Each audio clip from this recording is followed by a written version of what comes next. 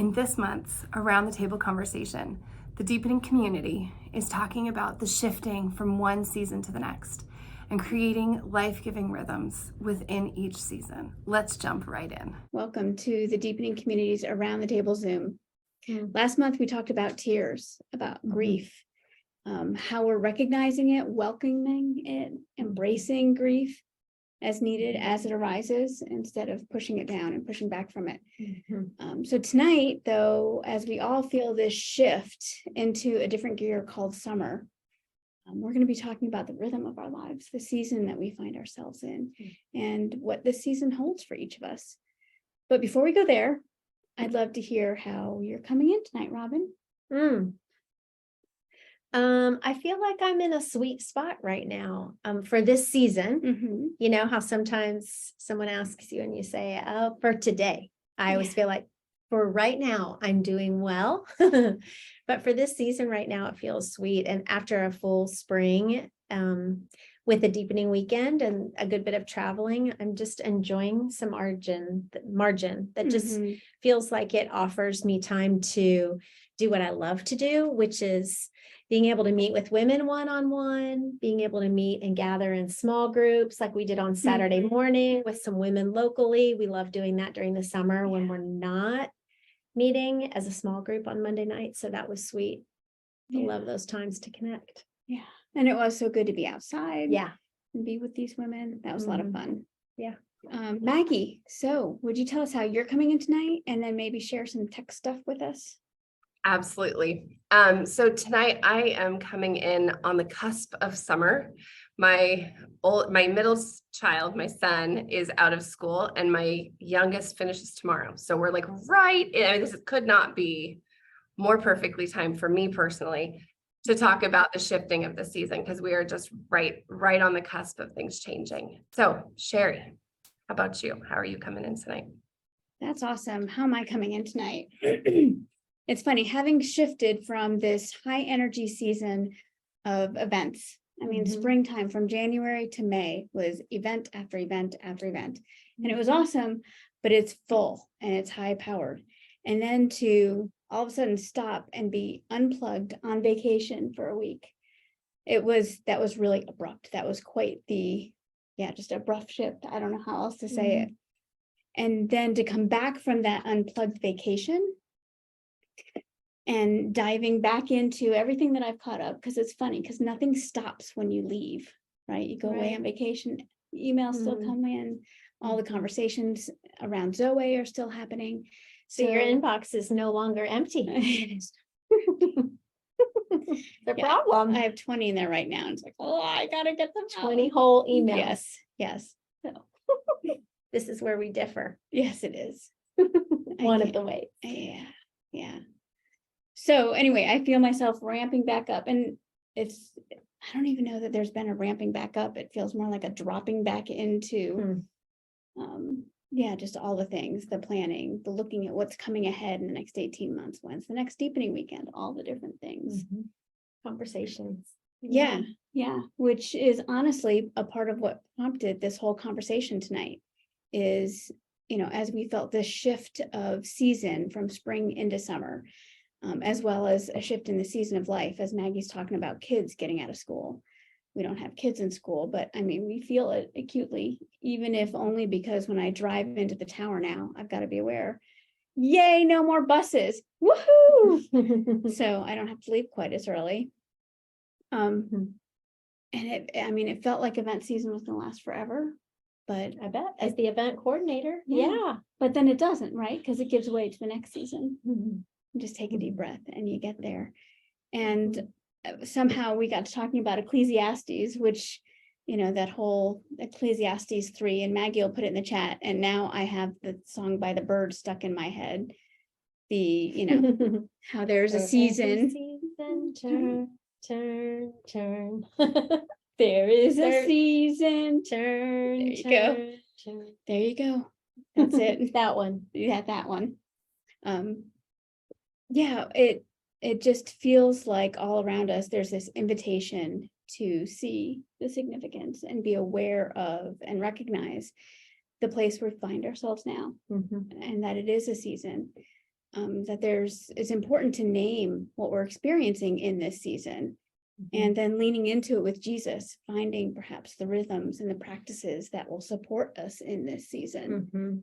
Yeah. Because I know there have been times in these past seasons where I didn't have something to support me, and it felt a little chaotic. So I'm curious, Robin, what season do you find yourself in, and what practices have you found to support you in this season?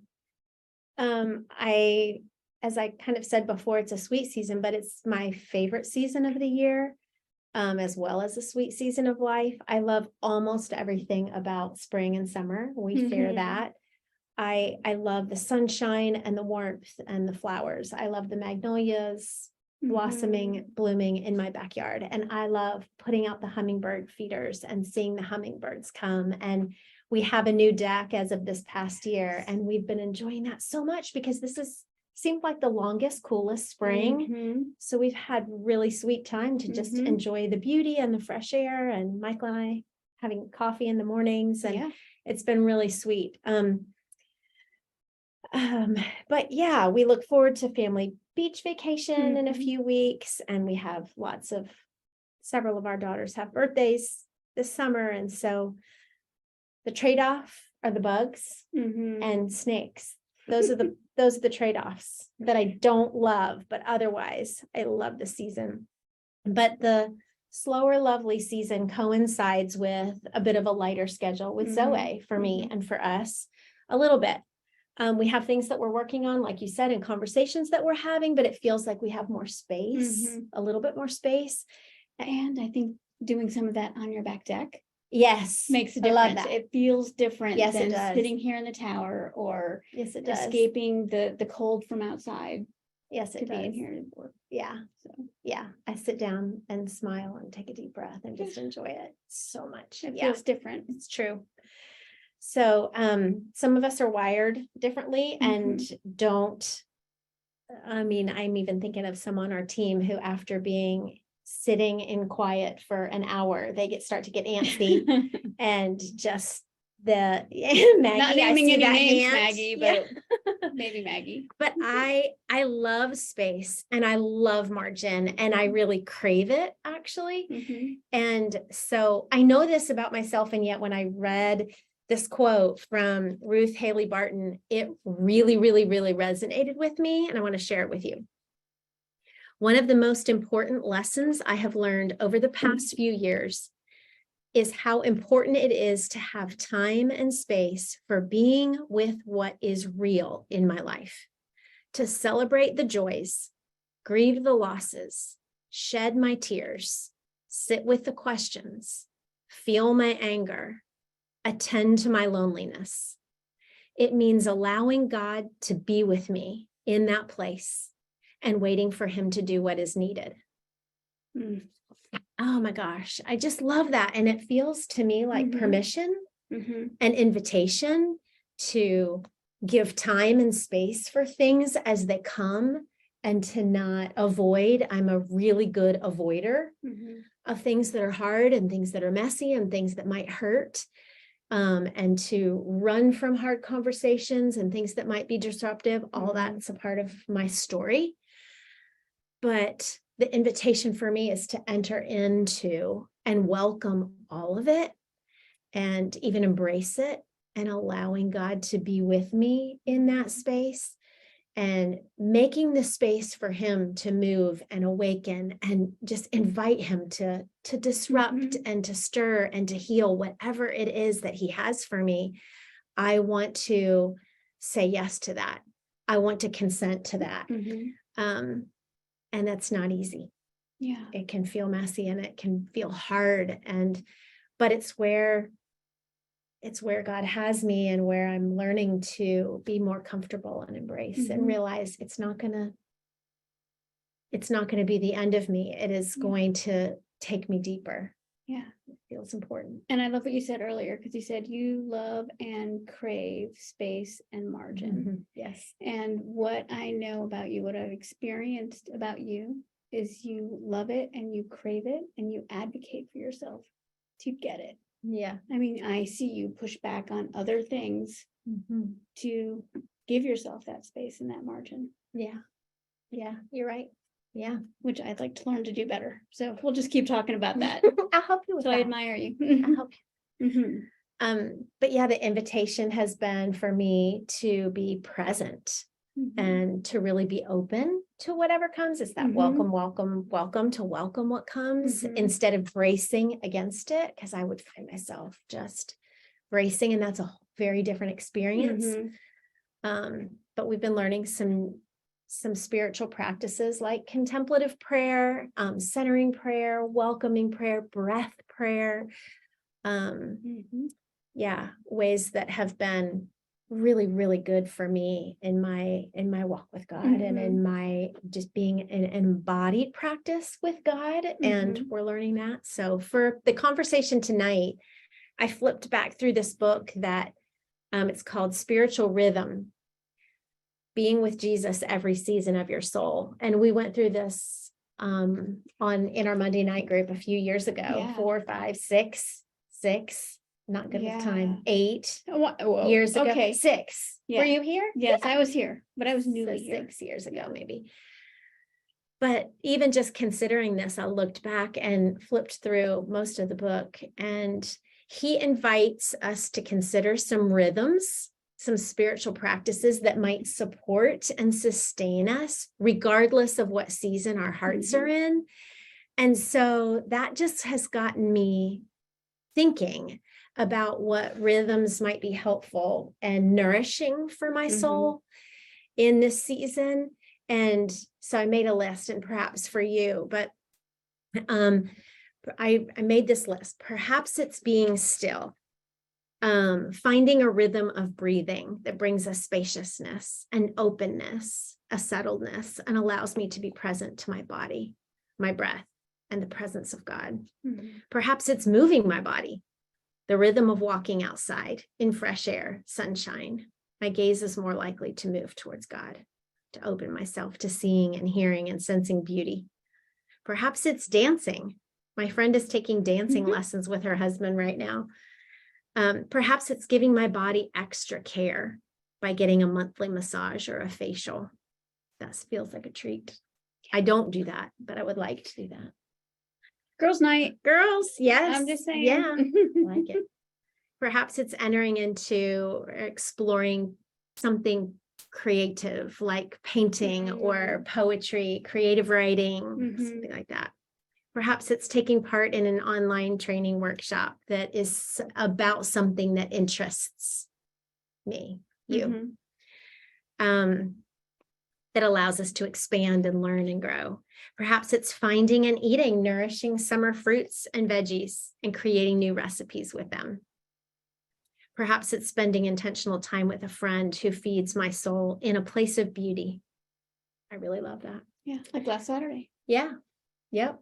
Yeah. With the It's good women. for our souls. And you just could sense that even the energy and the connection, just it felt like this collective goodness, Yeah. even though we were having different conversations around the table, and it was so sweet. And there's something too about the delight and surprise, because we don't know who's going to show up. We just say, hey, we're going to go to coffee. Yeah. 9:00. Whoever Foster's, wants to join come. us. Yeah. And so you don't know who's going to show up. So it's like, oh, it's Amy. So glad you're here. Yeah. And it just It's really feels sweet. Yeah. Yeah. So those are some ideas. And others, perhaps finding a counselor or a therapist or someone to help care for you, help tend to your heart and care for you, support you. So Maggie, how about for you? What season do you find yourself in? What does this look like for you? Right? Yeah. As I've been thinking this week about seasons and summer beginning, I can't not go to thinking about my life as a mom and how my life entirely changes if they're in school, if they're not in school, if they're napping, if they're potty trained, if, all the way back to the beginning. And so to me, that's just where my head went.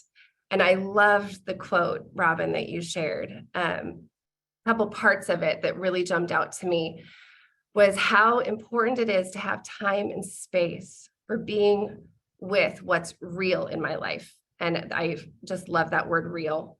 And then the list of all the things to celebrate the joys, grieve the losses. The two that really jumped out to me were sit with the questions and feel my anger. And then the ending, I'm essentially reading the whole quote because it's great.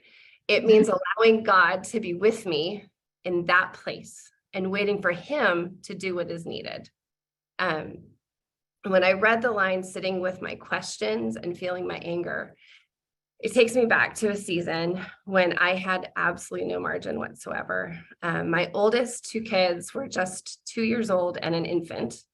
And I remember one morning, it was morning nap time, which was the only time I had alone from then until, like 7:30 when they finally went to sleep, until they woke up 3 hours later. But it was morning, I was sitting at my dining room table, and during their naps, I would try to do all the things, but that was like my margin space. And I would try to have my quiet time during that time. On this particular day, I was reading in Matthew chapter 11, where Jesus says, "Come to me, all you who are weary and burdened, and I will give you rest, for my yoke is easy and my burden is light." And in that moment, my anger flared. I remember looking at my dining room window and spitting the words out, "This yoke is not easy, Lord. This burden is not light. Like, I cannot do this." And I wrestled with how Jesus's words could be true when I felt so weary, so burdened, so hopeless to get all the things done each day. And in the next breath, I felt the gentle whisper of the Lord say to me, "But that's not all of that is my burden. Not all of that is my yoke that I've given you." And it stopped me in my tracks because it felt like it was all stuff I had to get done. And my life was full. I was sleepless and exhausted on so many levels. But in truth, as I looked at my mental list of all the things, many of them were there because of my false self that I now have those words for. At the time, I just knew like I was trying to prove to friends, or I was afraid of people seeing my house messy. And since that moment, my life has remained full and still often very, very overwhelming. But the long list of not the most important things fell off the list that day. Mm-hmm. After that, it was not uncommon for me to invite friends over, despite the massive pile of laundry, literally like it was feet tall. If my dog sat on it, it would be unsafe because she would fall off, break something. But I would still invite friends over despite the laundry being high. And actually one friend came over and I threw a blanket over it to at least cover it up a little bit so it wasn't so distracting. And she's like, "What's over here?" And we sat and folded laundry. It was like she helped me finish my list. It was lovely. But before that, I'd felt like I needed my house to be perfect to have people over. And I was missing out on friendship and feeling overwhelmed. And I was like, forget that. I'm going to have the people over because that matters more. And they can think what they want to think. And we all started having messier houses and it was fabulous.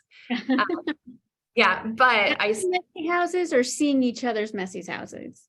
Both, probably. Probably messy until company.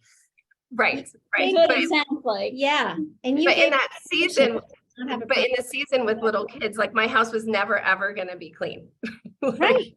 Right. So I never would have had to. Right. Mm-hmm. I pretend. Yeah.